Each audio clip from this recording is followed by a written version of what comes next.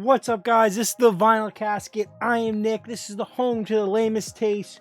Do me a huge favor and please go on to my YouTube at the Vinyl Casket and please subscribe, like, and drop a comment on this video or any video on there. Let me know what you're reading, what you're into, what you're watching, anything, what you want me to review, check out, react to, anything. Make sure on Twitch to follow and subscribe and follow my Instagrams at Vinyl Casket and Vinyl Casket Comics. And tune in every Tuesday to YouTube at Manny Reads Comics, and then later on in the week when I get it and I upload it, the weekly rundown, which is weekly roundup, which is our weekly Tuesday comic book top 3 disappointment of the week and top cover of the week, which me at Manny Reads Comics and on Instagram at Omni City Comics, we do every week. We film it and we edit it and then we put it up on YouTube every Tuesday. You can check it out on Manny's channel first at Manny Reads Comics on Instagram, Twitch. No, doesn't have a Twitch anymore. Instagram, YouTube, and TikTok. With that being said, this is my weekly comic book review. Mild spoiler review. If anything, I'm going to mention super in-depth. I will let you know ahead of time. Basically, we get them, we read them, we review them. So we're going to start with Indie, Marvel, then DC.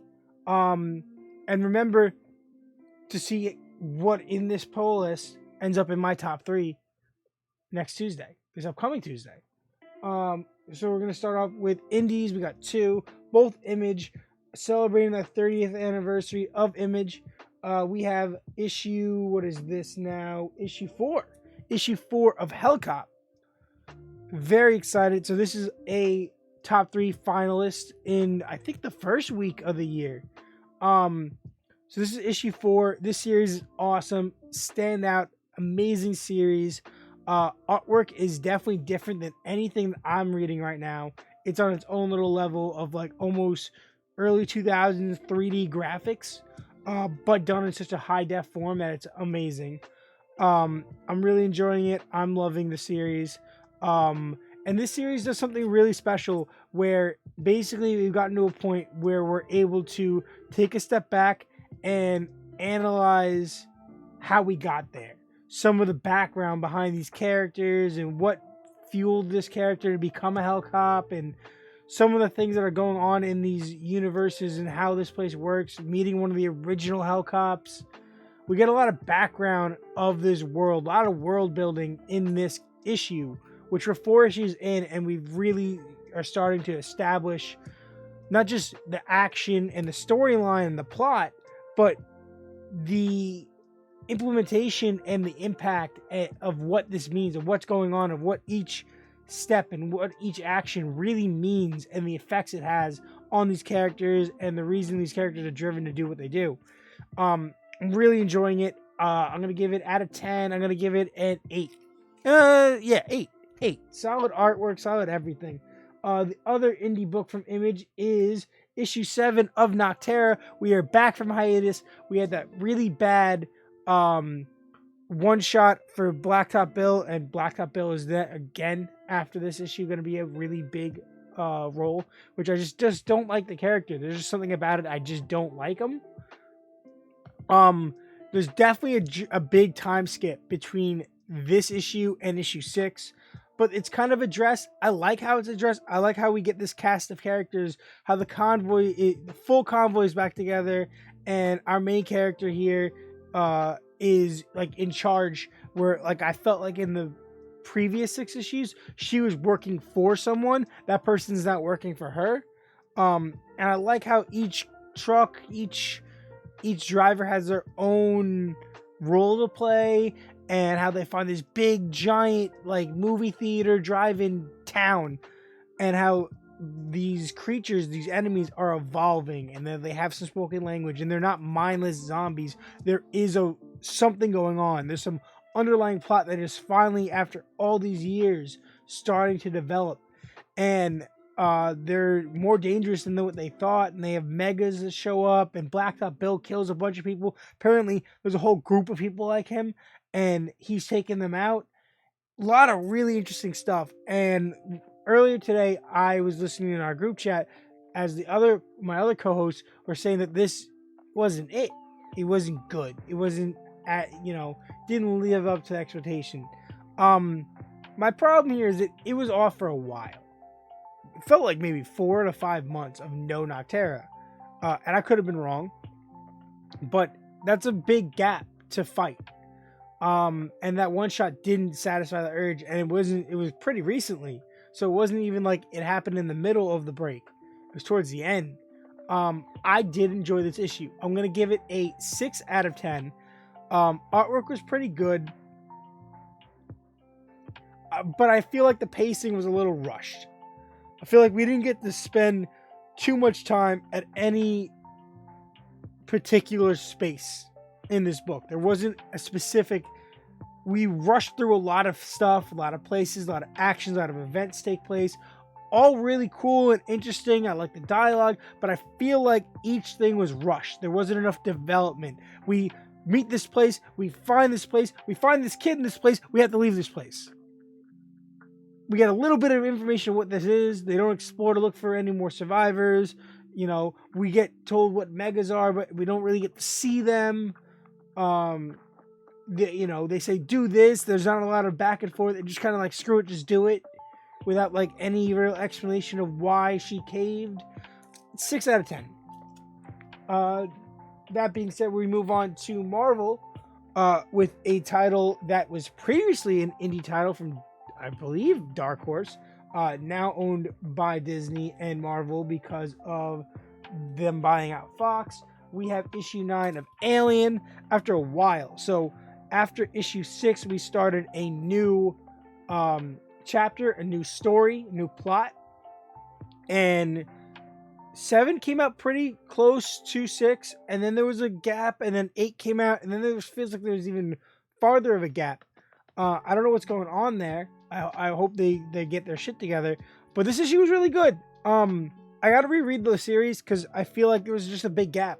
But basically, we get to see this colony moon, and it turns out that it's all been a setup. In this issue, we find out it's all been a setup. That it was all Weyland-Yutani setting this up so that they could, figure out they wanted to do this for a political reason or something. And then when they realized that this is becoming a threat, and then finally, okay, they're going to be on their own. They're going to own this planet. This planet's not going to be ours anymore. We're not going to get the resources anymore. Let's send a whole ship that we corrupted with xenomorphs to destroy the whole planet.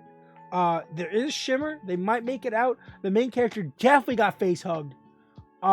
So she's gonna chest burst. She already has a disease and she's already dying. So I don't know what's gonna happen. I really hope we don't get another like Queen kind of situation, like we did with Ripley. But awesome book. I gotta get a variant cover. It wouldn't be an Alien book. This variant cover is sick. I'm gonna go with a solid 8.5 out of 10. Artwork's pretty good. I would have liked a little bit more, detail on the xenomorphs, but all the stuff they did with the I forget what they're called, the android human guys, that was sick detail. Moving on to a book that I bought for the cover, and I expected not to enjoy it. Like, I expected it would just be a decent read, whatever. I'll get through it, and that's it. No high expectations. My expectations were too high. I had the lowest expectations I thought I could have, and they were too high. Cover, though, is fire. We have issue 1 of The Excellent. It's definitely not excellent. It is very weird, obscure, random. I felt like the dialogue jumped across all over the place. There was not enough self-explanation about what was going on how we really got here. They kind of give us a little blurb in the beginning, but they don't really explain that again. Like, they mention it, they reference it, but we don't get any real references. Like, where have the characters been? There's no real Krakoa mentions. This guy, oh, he died, but like, he got brought back to life by medical reasons. You sure it wasn't Krakoa? You sure it wasn't, the giant mutant living island that can bring people back to life?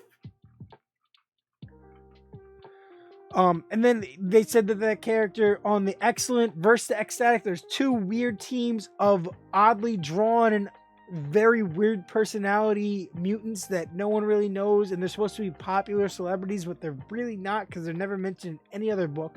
The 15 other X books, no mention.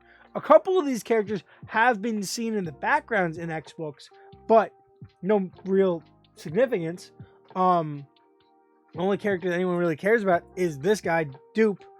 And that's mostly because of him being involved in X-Force with Deadpool. And that's really the only reason people care about Ecstatics, is because Dupe was kind of involved.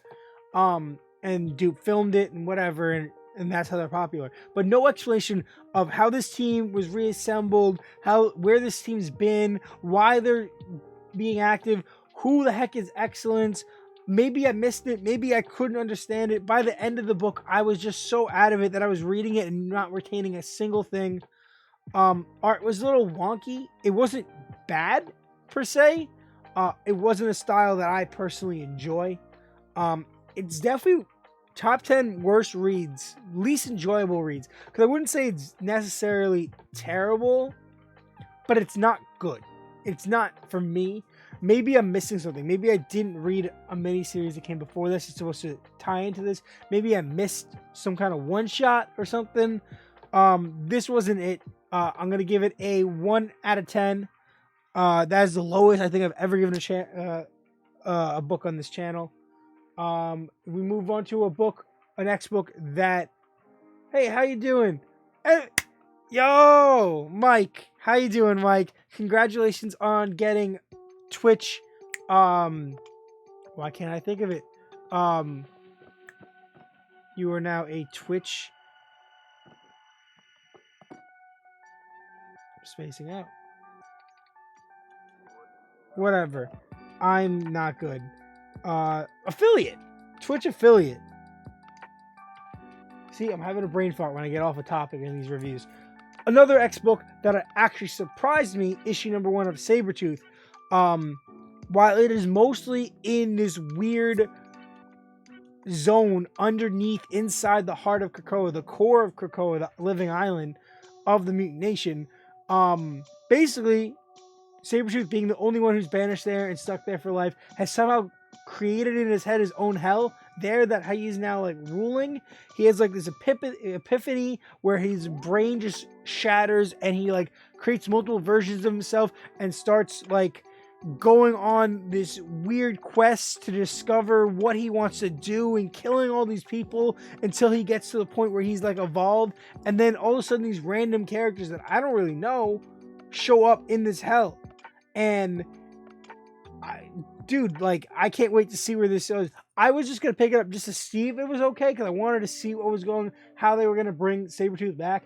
And they've brought him back without bringing him back. And I'm very curious of how that's going to unravel. This is a shocking 7.5 out of 10 for me.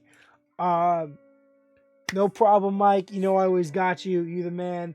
Moving on to this. Issue 88 of Amazing Spider-Man with that X-Gwen variant.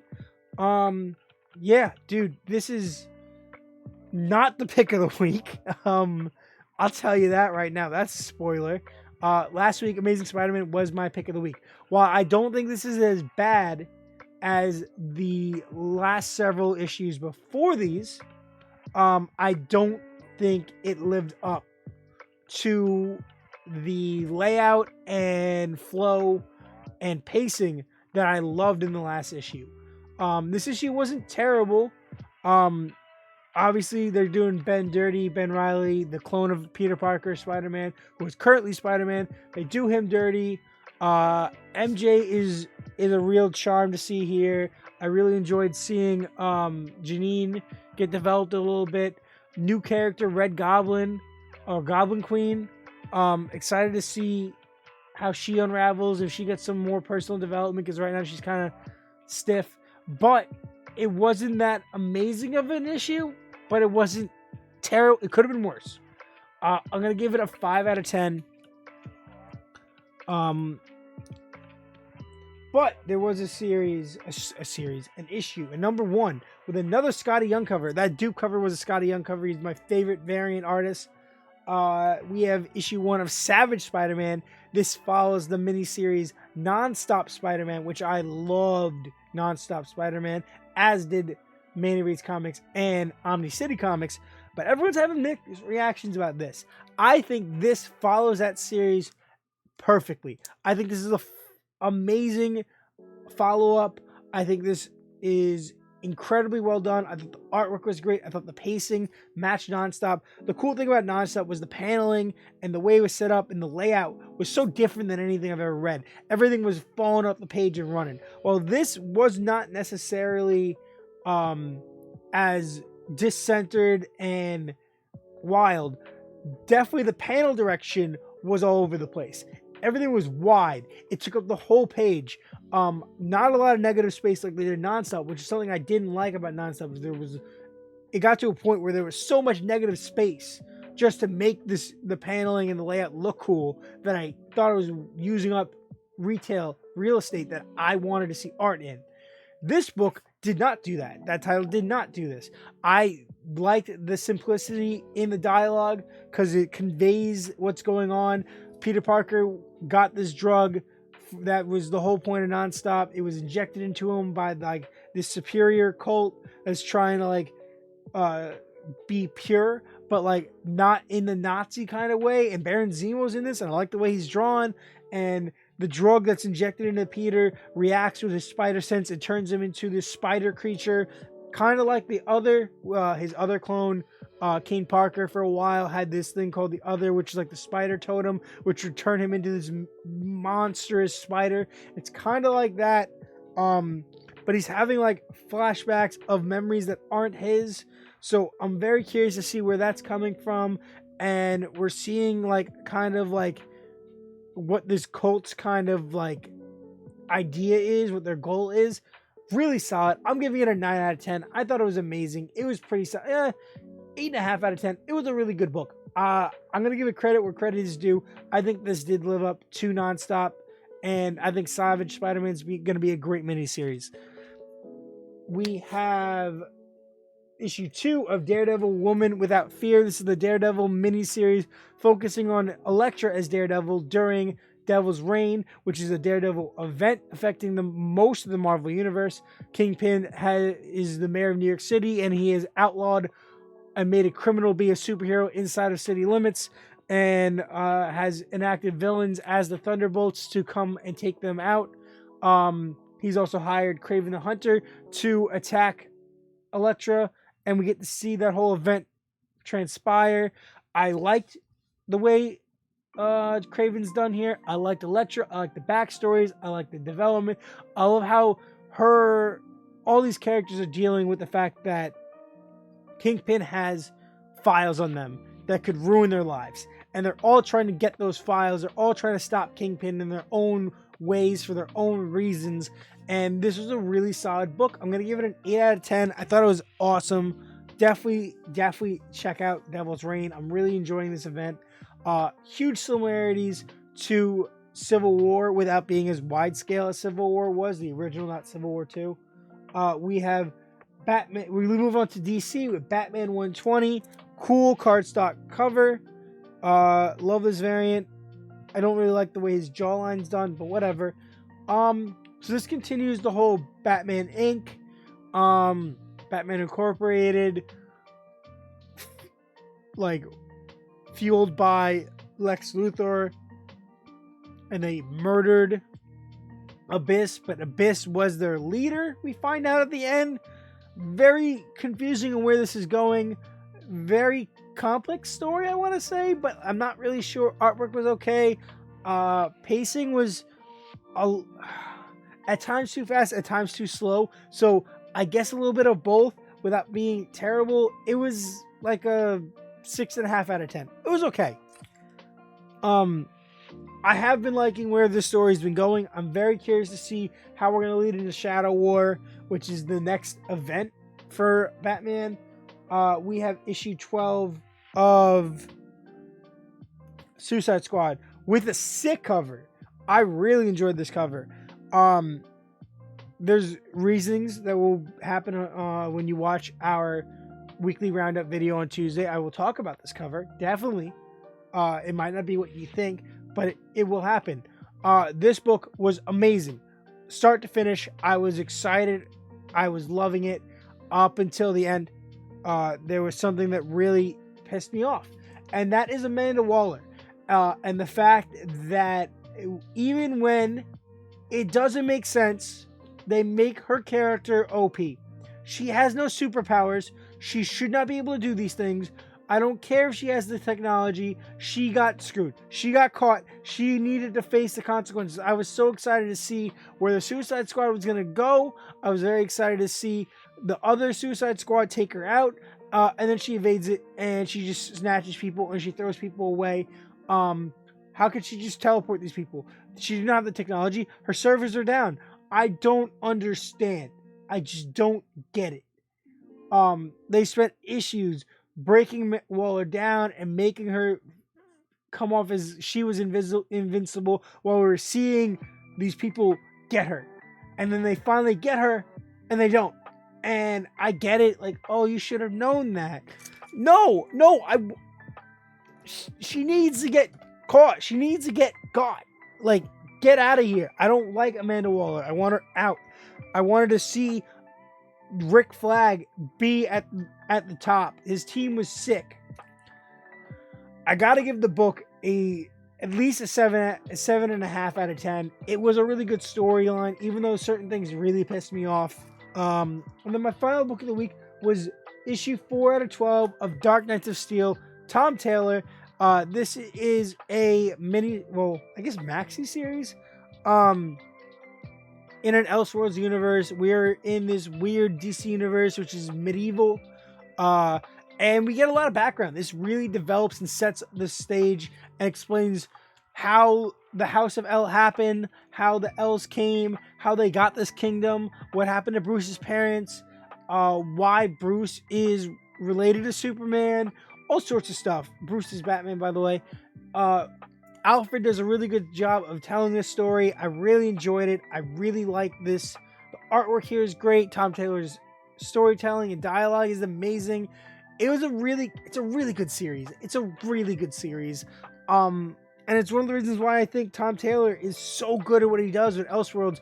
This is just the facts. 9 out of 10. Amazing book. And that's all I got. That's all I got this week.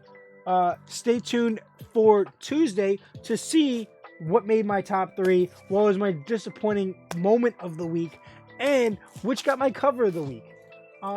Also stay tuned for the channel because I will be doing a live review of the first 2 volumes of Firion Beyond Journey's End. I've definitely talked about volume 1, I think, on the channel in a live stream, playing games probably, but I'm going to do a standard traditional review. I haven't done a manga review in a while. I might just do a video after that where I talk about everything I've read for January and just kind of give you brief reviews on everything, because it's mostly series. So like I don't want to do 6 volumes of Jujutsu Kaisen. It's going to be a very long review.